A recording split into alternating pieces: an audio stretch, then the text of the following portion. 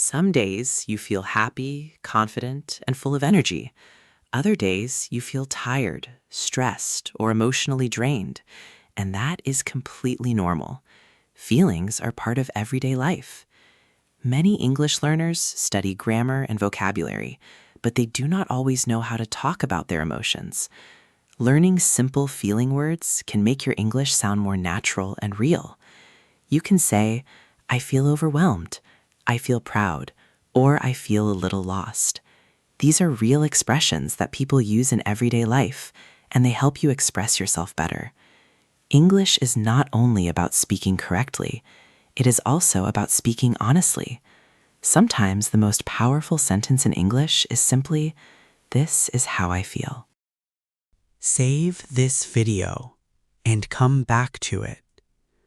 Comment what you understood. Even one word counts.